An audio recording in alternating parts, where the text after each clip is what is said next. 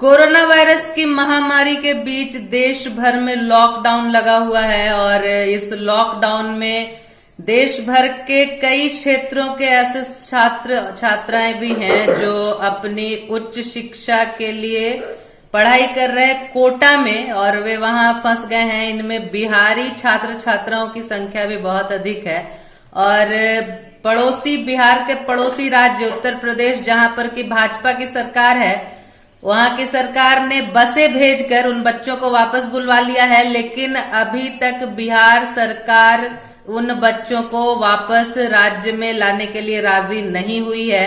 नीतीश कुमार बार बार मना कर रहे हैं कि वे बच्चों को नहीं लाएंगे और इसी मुद्दे पर बातचीत के लिए हमारे साथ आज मौजूद हैं धनंजय कुमार सिन्हा जी। तो आपका सबसे पहले तो सर बहुत बहुत स्वागत है हमारे साथ जुड़ने के लिए।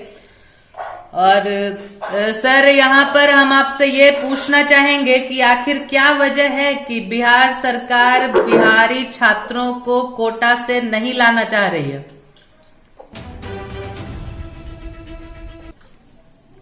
देखिए, पहले तो यह बात बहुत बहुत साफ है कि जो कोरोना वायरस से आज पूरा त्रस्त है पूरा देश पूरा विश्व, वह कोई साधारण संकट नहीं है। वह कोई हर 5 साल 10 साल में आने वाला संकट नहीं है। अभी धरती पर जितने लोग जिंदा हैं उन लोगों ने ऐसे संकट का सामना नहीं किया था, तो निश्चित ही यह बड़ा संकट है। ऐसी परिस्थिति में यह ना फैले इसके लिए केंद्र सरकार एवं सभी राज्य सरकार बिहार सरकार समेत अपने अपने स्तर से सारे प्रयास किए जा रहे हैं। ऐसी स्थिति में जो कोटा का मामला आया है, खास करके छात्रों का मामला, आप ये समझिए कि हर दिन मरीजों की संख्या में वृद्धि हो रही है। यह कोशिश की जा रही है कि जो बीमारी है उसको बिहार में इंडिया में सेकेंड फेज में ही रोका जा सके, मतलब उसी स्तर पर रोका जा सके जब तक कि पता चल रहा है कि आखिर जिस व्यक्ति को कोरोना संक्रमण हुआ वह किस अन्य व्यक्ति के मार्फत इस तक पहुंचा, सोर्स जिसमें पता चलता रह सके। और इसी में इसके चेन को तोड़ने की तैयारी सरकार की है और सरकार के मुखिया की है। लेकिन और जैसे ही यह हाथ से थर्ड स्टेज मिल जाएगा उसके बाद स्थिति क्या होगी इससे सब लोग जग जाहिर है और सारे प्रशासन के लोगों को सरकार के लोगों को पता है कि अगर थर्ड स्टेज में गया, अगर सोर्स नहीं पता चलने लगा तो किस भयावह स्थिति का पूरी मानवता को सामना करना पड़ेगा, पूरी विश्व हिंदुस्तान के सारे लोगों का सामना करना पड़ेगा। इस भयावह स्थिति का भी लोगों को आकलन और निश्चित तौर पर सरकार को भी आकलन होगा। लेकिन ऐसे स्थिति में अगर आप देखें तो जो कोटा का मामला है, तो कोटा में हर साल बिहार से छात्र जाते हैं, पढ़ते हैं, रहते हैं कोचिंग और हर माह बच्चे को पेमेंट पैसे भेजे जाते हैं परिवार के लोगों के द्वारा। और वहां का जो फी है वह कोई साधारण फी नहीं है, लाखों में वहां का कोई भी फी ऐसा नहीं है कि 5,000 में कोई पढ़ रहा हो, कोई 10,000 में पढ़ाई वहां हो रही हो, 20,000 में हो रही है, ऐसा नहीं है। लाख से शुरू होता है पढ़ाई का। तो जब महंगी पढ़ाई बच्चे पढ़ रहे हैं और वहां पे भी बिहार की तरह पटना की तरह दुकानें खुली हुई होंगी, सब जगह भारत में राशन की दुकानें हर हमेशा खुली रही, कभी बंद नहीं हुई। तो जो सक्षम पिता अभिभावक हैं वे आज भी वहां बच्चे को पैसे भेजकर रोक सकते हैं, रहने को कह सकते हैं। वहां बच्चे सड़कों पर नहीं है, बच्चों ने किराया ले रखा होगा, हर महीना पहले भी बच्चे पे कर रहे थे, अब भी बच्चे पे कर सकते हैं, अब भी उनके अभिभावक पे कर सकते हैं। अगर कोरोना नहीं आया होता तो आज वो पेमेंट जारी रहता अभिभावक के द्वारा और वो पढ़ रहे होते बच्चे, क्लास जा रहे थे। अब इतना ही फर्क है कि क्लास नहीं चल रहा है, रूम में रहना, रूम में सेल्फ स्टडी कर सकते हैं बच्चे। लेकिन अभी वहां से उनको लाने का प्रयास, अब देखिए मजबूरी का मामला जो दूसरे राज्यों में फंसे मजदूर है उनमें उनकी स्थिति और इन बच्चों की स्थिति में बहुत अंतर है। जो मजदूर फंसे हैं उनके पास पैसे नहीं है, खाने के लिए पैसे नहीं है, भुखमरी की स्थिति आ सकती है उनके साथ, जो कि इन छात्र छात्राओं के साथ नहीं आ सकती है, क्योंकि ये एवरेज रूप से सक्षम परिवार के छात्र छात्राएं हैं और वहां रूम रेंट लेकर रह रहे थे। कई सरकारों ने कहा भी है कि अगर कोई रूम रेंट ना दे पाएगा तो दबाव नहीं बना सकते मकान मालिक, तो अगर उसमें से 10% ऐसे भी बच्चे हैं जो रूम रेंट नहीं दे सकते और अगर रूम रेंट मांग रहा है तो वे बिहार सरकार को बोलेंगे, राजस्थान सरकार को बोलेंगे, केंद्र सरकार को बोलेंगे, तो इस तरह उनका रूम रेंट रोका जा सकता है। और इतना दुख, और इवन की हर राज्य की सरकार, कोई बच्चे बिहारी बंगाली की बात नहीं है, बच्चे तो भारतीय भी है, सारे बच्चे भारतीय, तो वहां रहने की सुविधा है। अब क्या है, कर मानसिक स्थिति, मानसिक दबाव बच्चे पर है।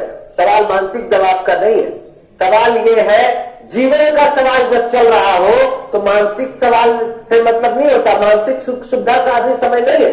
अभी समय है कि किसी तरह जीवन को बचाना और सरकार की भी निश्चित तौर पर यह प्रायोरिटी होनी चाहिए। और मुझे लगता है बिहार सरकार की प्रायोरिटी, बिहार सरकार के मुखिया की प्रायोरिटी जरूर ऐसी है, क्योंकि हर जगह देखा जा रहा है कि पहले सरकार बिहार में जो मौजूद लोग हैं लगभग 12 करोड़ से भी ज्यादा, उनको सुरक्षित करने के लिए सरकार हर संभव प्रयास कर रही है। हालांकि फिर भी बढ़ रहा है और खतरा भी बढ़ा हुआ है। बिहार सरकार के बारे में तो ये आपने बताया कि बिहार सरकार चाह रही है कि सोशल डिस्टेंसिंग का पालन हो, इस वजह से वो कोटा से बच्चों को नहीं लाना चाह रही है। लेकिन यूपी सरकार में तो योगी जी ने वो बसें भेजकर बुलवा लिया है बच्चों को। ये आश्चर्य है। यूपी तो बिहार से भी बड़ा राज्य है, वहां जो पेशेंट की संख्या है कोरोना संक्रमित की बिहार से भी ज्यादा है। तो यह आश्चर्य है कि वहां बसेस भेज करके यूपी सरकार ले आए। आप ये सोचिए कि यूपी सरकार, 2-3 बातें हैं इसमें, दो बहुत महत्वपूर्ण बात। पहली बात तो यह है कि जब केंद्र सरकार ने लॉकडाउन की घोषणा कर रखी है, लॉकडाउन के कुछ नियमावली तय कर रखे हैं, उस नियमावली को तोड़ने का अधिकार यूपी सरकार को किस प्रकार या किसी भी स्टेट की सरकार को किस प्रकार है? जब जो नियमावली, लॉकडाउन की नियमावली जो सरकार के मिनिस्ट्री ऑफ होम अफेयर्स के वेबसाइट पे डाली गई नियमावली है, क्या कोई राज्य सरकार उसे उल्लंघन कर दे? आज है राज्य सरकार को क्या अधिकार है कि कल किसी का मर्डर कर दे? सरकार होने का मतलब ये नहीं होता। सरकार होने का मतलब ये होना चाहिए था। तो एक तो यूपी सरकार की पहली गलती है कि लॉकडाउन के नियमावली को तोड़ा, और पहले भी तोड़ा है, ये पहला तो नया है। इस समय जब बॉर्डर पर आनंद विहार यूपी बॉर्डर पर, जब दिल्ली यूपी बॉर्डर पर लोग थे मजदूर, उसमें भी यूपी सरकार ने नियमावली को तोड़ा। और यूपी सरकार इस मामले में इतनी गंभीर, इसका मतलब नहीं है कोरोना के संक्रमण को लेकर के ना फैले, उसको रोकने को लेकर के इतना गंभीर नहीं है, सिर्फ ढिंढोरा पीटने के। कुछ लोग कहेंगे बहुत अच्छा किया। एक ऐसा है कि सामने हाथी है, पता है कि सामने हाथी है, तो एक पहलवान जो है वो बस झूठ मूठ अखाड़ा में कूद जाए तो क्या होगा उसका परिणाम जैसा होता है वैसा ही होगा। आप पहलवान है, आपको पता होना चाहिए कैसे पहलवानी करनी है। आप इस तरह से पहलवानी नहीं कर सकते कि आप पहले तो मजदूरों को घुसा दिया, बस भेज करके बस चालू कर दिया, बस के पैसे भी ले लिए, आप पीठ थपथपाया कि जैसे लगता है कोई हीरोइज्म का काम कर रहे हैं, कोई रॉबिन हुड का काम कर रहे हैं। इस तरह से सरकार रॉबिन हुड सिस्टम से नहीं चलती, वो सिनेमा में चलता है। और यूपी सरकार जिस तरह से रॉबिन हुड स्टाइल में काम करने का दिखावा कर रही है मात्र, या फिर उनकी बुद्धि इतनी है, जो सरकार के मुखिया है उनकी बुद्धि इतनी, इतने ही अनुभव है। तो इन अनुभवों से अगर वो सीखेंगे, हजारों हजार लाखों लाख करोड़ों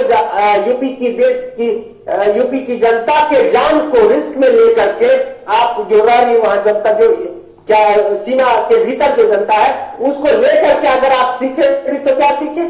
आप इतने लोगों को मरवा दें।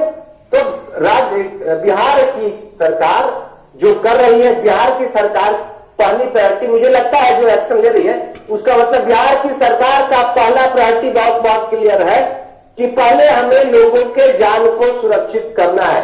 यहां पर सरकार भावना से नहीं चल रही है, यहां पर सरकार भावनाओं के साथ खिलवाड़ करते हुए राजनीति का काम नहीं कर रही है। यहाँ पर सरकार कुशल प्रशासक की तरह व्यवहार कर रही है कि कैसे पहले भीतर के लोगों का जान बचाओ और बाहर के लोगों को भी वहीं पर रोक करके, वहां की सरकार का मदद लेकर के, केंद्र सरकार की मदद लेकर के, अपने द्वारा मदद भेज करके वहीं पर उनको सुरक्षित करने का प्रयास किया जाए।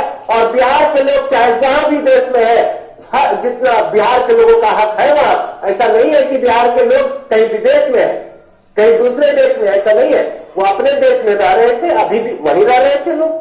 तो जब आर्थिक समस्या नहीं है, भोजन की समस्या नहीं है कोटा में, तो उन छात्र छात्राओं को रुकना चाहिए और बल्कि माता पिता को और अन्य पार्टी के नेताओं को भी यह समझाना चाहिए कि वहीं रुको। और चूंकि ये बहुत बड़ा मुश्किल देश के सामने, राज्य के सामने आ खड़ा हुआ है, इसलिए तुम लोग धैर्य से, संयम से अपने अपने रूम में जो भाड़े पर ले रखा है उसमें रहकर सेल्फ स्टडी करो, ऑनलाइन स्टडी करो और खाओ पियो और चुपचाप रहो। और अपने अपने लोगों को ऑनलाइन फोन से जो चीजें गैदर करते हैं ये लोग, ऑनलाइन इंफॉर्मेशन जो आता है कोरोना के संबंध में, उनको अपने घर परिवार वालों तक, दूर दूर तक वो पहुंचाए फोन के माध्यम से, या बेहतर सेवा भी वो वहां से कर सकते हैं। ये समय नहीं, जब आप एक बात सोचिए कि गंगा के इस पार छूट जाता है, कोई एक अंतिम नाव जा रही है और उसमें यात्री जाने हैं, कुल मिलाकर के शाम हो गया, अंतिम नाव जा रही है, यात्री जाने हैं कुल मिलाकर के 20 या 50 यात्री नाव पर जाने हैं और एक ही परिवार के 15 लोग नाव पर चढ़ गए और 2 लोग छूट गए। अब आप बताइए, नाव चली गई, 2 लोग छूट गए, तो क्या 2 लोग गंगा में कूद जाए और तैरने लगे, या फिर कोई उन्हें कूद कर जाए गंगा में और फिर हाथ पकड़ के ले जाने की कोशिश करे तो डूब ही तो जाएगा। इससे बेहतर है कि सुबह का इंतजार कर ले और सुबह जब होगी फिर से नाव सुबह चालू होगा तो आराम से हो जाएंगे। जान बचाना प्राथमिकता है, यह सभी सरकार को समझना चाहिए। ये समय बिल्कुल राजनीति का नहीं है।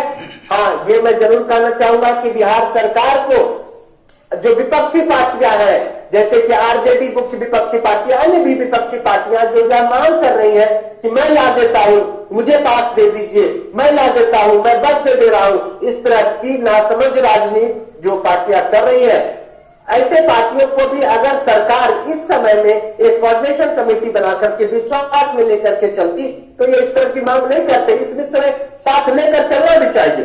तो सब लोग मिलकर के अगर कोरोना से नहीं लड़ेंगे तो नहीं लड़ पाएंगे और हार होगी, और हार होगी तो सरकार की हार नहीं होगी, पूरे देशवासियों की हार होगी और मौत से हार होगी।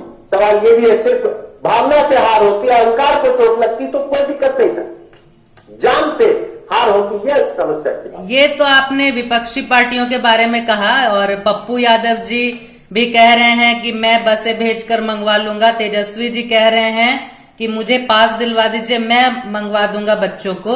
लेकिन इसी बीच सत्तारूढ़ जो गठबंधन है उसके एमएलए वहां जाकर अपने बच्चे को ले आते हैं, जबकि सरकार बार बार ये कह रही है, नीतीश जी बार बार कह रहे हैं कि उन बच्चों को अभी वहां ही रहने दिया जाए। उसके बावजूद उनके खुद के एमएलए मानने के लिए तैयार नहीं है। इस पर आप क्या कहेंगे?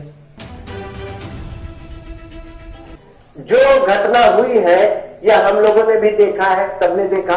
तो जो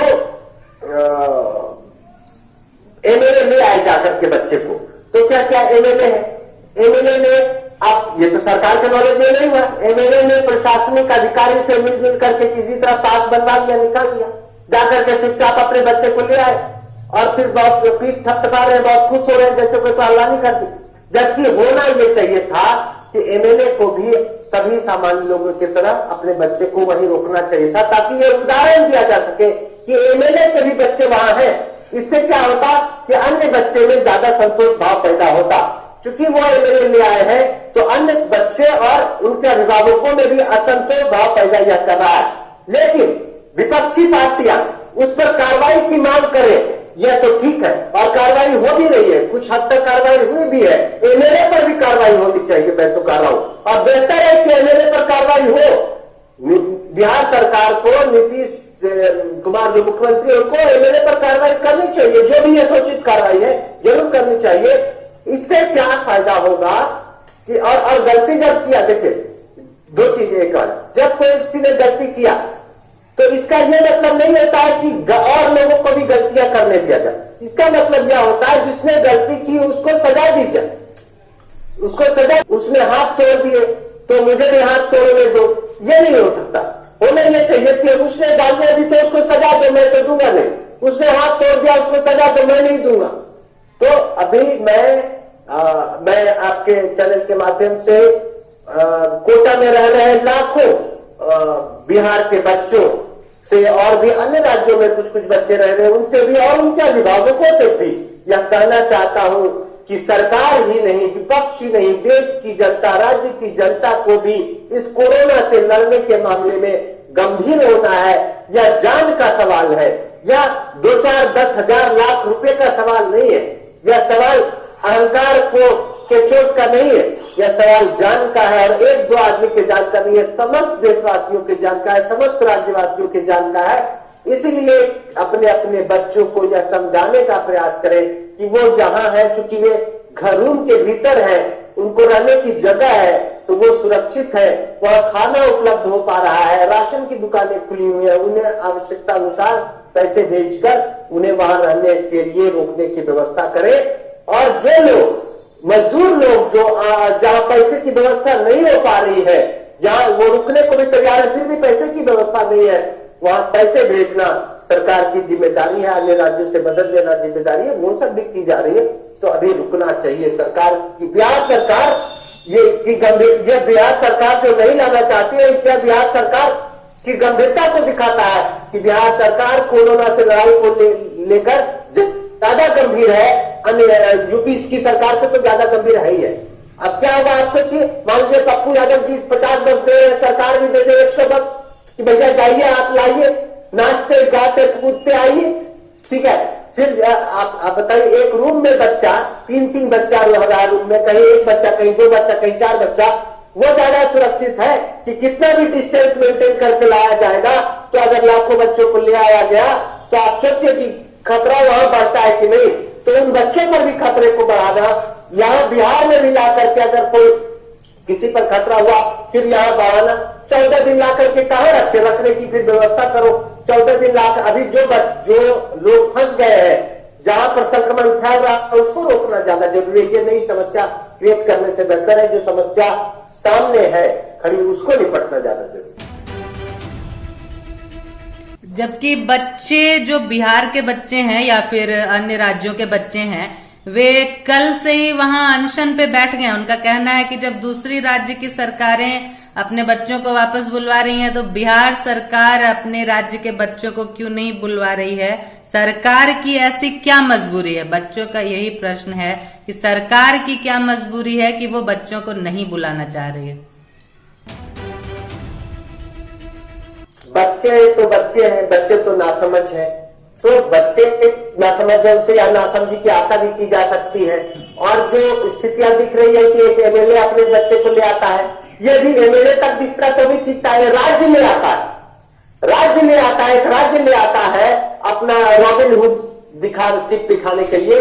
तो ऐसे समय में बिहार के उन बच्चों को यह बोलना चाहता हूं कि बिहार जो कई मामलों में, एजुकेशन के मामले में, एजुकेशन सीखने के लिए, पढ़ने के लिए, एजुकेशन के बिहार के बच्चे बाहर जाते रहे हैं, हर साल बाहर पढ़ने जाते हैं। एजुकेशन के प्रति बच्चों में जो ललक है वह शायद ही इतनी ललक कहीं देखने को मिलती है। हमारे राज्य से हर साल जितने IAS IPS पास होते हैं उतने किसी से भी नहीं होते, किसी अन्य राज्यों से। तो मैं कहना चाहता हूं उन बच्चों से कि आप इस जो परिस्थितियां पैदा हुई है इनको यूपी सरकार के द्वारा, सरकार के स्तर से, राज्य सरकार के स्तर से, जो भाजपा के एमएलए के कारनामे से जो परिस्थितियां पैदा हुई है, आप इनसे अप्रभावित रहकर अपनी बिहार की विलक्षणता को फिर से दिखाइए और अपने वहीं पर वहीं रुक करके और इस कोरोना के बारे में जो आपको सोशल मीडिया से जानकारियां मिलती है उस कैंपेन को अधिक से अधिक सोशल मीडिया से चला करके अधिक से अधिक लोगों तक पहुंचाइए और अधिक से अपने शिक्षा, आप लोग सभी शिक्षित हैं, सभी 12th पास हैं, ग्रेजुएशन लेवल में चल रहे होंगे, तो अपने अपने घर परिवार गांव के में जो लोग रह रहे हैं उनको भी बताइए और बचने के लिए प्रोत्साहित कीजिए। मैं उन बच्चों से कहना चाहता हूं यह निश्चित ही एक बड़ी परीक्षा का समय है उन बच्चों के लिए भी, जब एक तरफ यूपी सरकार ने ऐसी घटना को अंजाम दिया है कि बस भेज कर ले आए बच्चे, एक तरफ भाजपा के एमएलए भी अपने बच्चों को ले आए, उस समय वहां पर मौजूद सारे बच्चों की जिम्मेदारियां और बढ़ गई है और एक बड़ी परीक्षा का यह समय है, समझने का यह समय है। मैं कहूंगा बिहार सरकार की बातों को आज भी बच्चे अगर समझे तो बहुत अच्छा होगा। एमएलए पर कार्रवाई को लेकर के बिहार सरकार कदम बढ़ा रही है, लेकिन मैं आपको बताऊं बिहार सरकार कदम बढ़ाने के बाद भी यूपी सरकार पर कार्रवाई नहीं कर पाएगी और न कोई कार्रवाई नहीं होगी। बच्चों का असंतोष जाहिर सही है और हर हमेशा बना रहेगा, लेकिन बावजूद इसके मैं उन बच्चों से कहना चाहता हूं, आप अपने बिहारी होने की विलक्षणता का परिचय देते हुए, आज उस संतोष का परिचय देते हुए जो बिहारियों ने हमेशा किया, आज आप वहां रुकिए। यही कोरोना से जीत होगी, बिहार की जीत होगी। और मैं कहना चाहता हूं, अगर इन बच्चों का सहयोग रहा, इन बच्चों के अभिभावकों का सहयोग रहा, तो बिहार जरूर जीतेगा। हम तो चाहते हैं कि सारे राज्य जीते, पूरा देश जीत जाए, पूरा विश्व, पूरी मानवता जीत जाए, लेकिन बिहार जीत जाए। ये अगर बिहार जरूर जीतेगा, अगर ये बच्चे संयमित और संतोष का अभी पालन कर लीजिए। बहुत बहुत धन्यवाद आपका इस मुद्दे पर बातचीत के लिए। बहुत बहुत धन्यवाद आपका।